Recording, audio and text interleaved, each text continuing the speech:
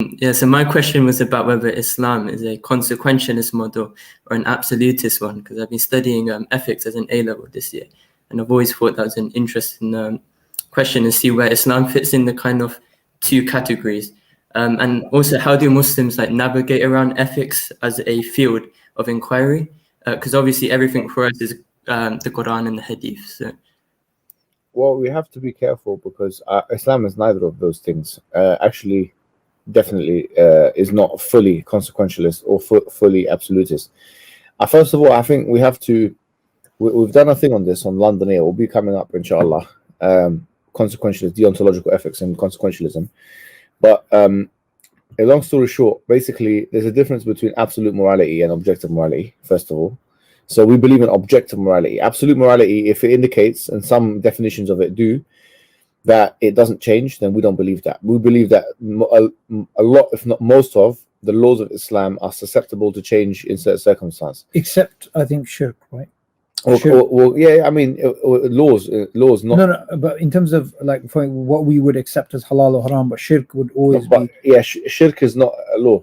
Shirk is more... but I mean the actions pertaining to it. So, for example... No, even that. Okay. Even that. So, for example, if kufr and shirk can even be that. Like, for example, if someone was muttar, in the Quran it says, وَقَلْبُهُ مُطْمَئِنٌ بِالْإِيمَانِ, if someone was forced. Oh, I see. Yeah. And so in that situation, you can... Or if they were ignorant. Yeah.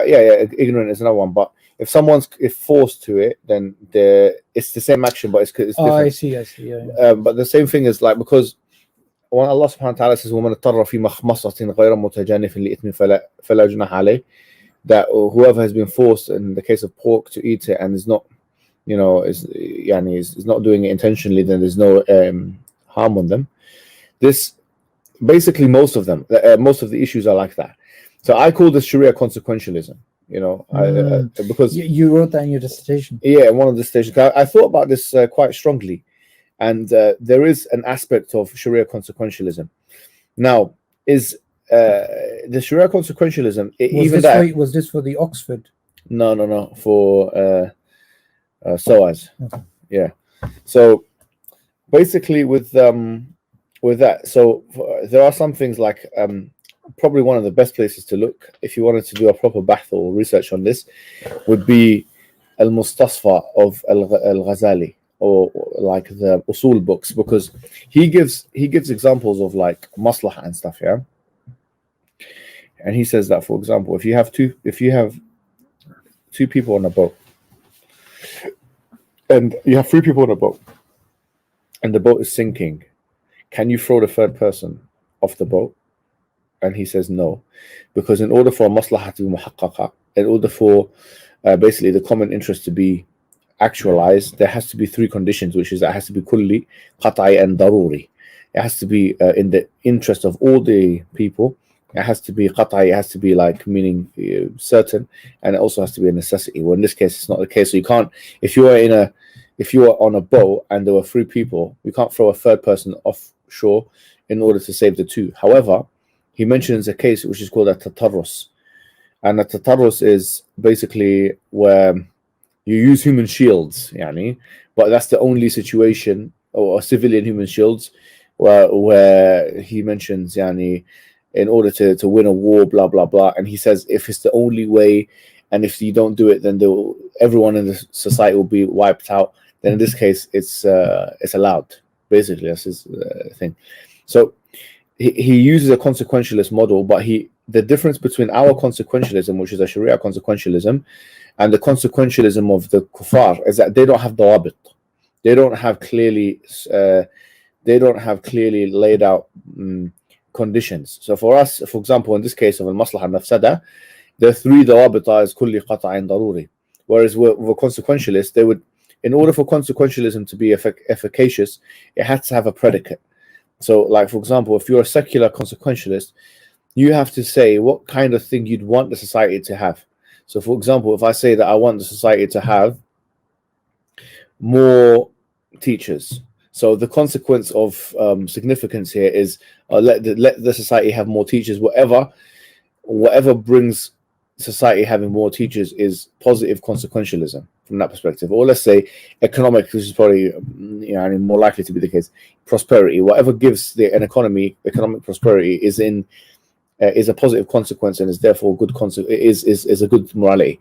So because consequential or secular consequentialism doesn't have a predicate and you can manipulate the predicate, then you could in a sense play around with it. It's not really it's not an exact science. As for absolutism, we don't believe in absolutism. We believe in objective morality, which means that we believe in a true morality, but it is susceptible to change within its own paradigm. And that's where Sharia consequentialism comes in. And that's even the case with certain things like that could be kufri, actions that could be kufri in one circumstance can be non-kufri in another. Like I've just mentioned, if someone's being forced to prostrate to an idol and their heart is filled with iman, there's not actually kufr going on there. So in short, Islam, or the Islamic jurisprudential system, has traits within it which are consequentialist, and overall it can be described as objective, but it's not absolutist in the sense that it's rigid and it's not changing, because we don't believe in a non-changing morality. We believe that a morality can change based on circumstance, but that's within the structure of Islam. It's an inbuilt flexibility.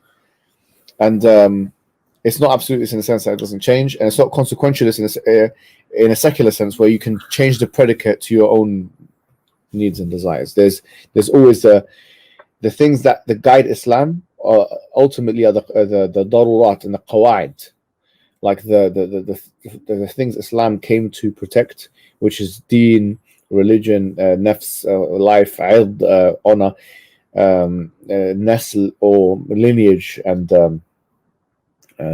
mal, which is wealth. These are the things Islam came to protect, and so they will be prioritized in the consequentialist reasoning of Islam. Yeah, makes sense, Ibrahim. Yeah. That was great. Thank you so much. Jazakallah khair. Thank you so much, brother Ibrahim.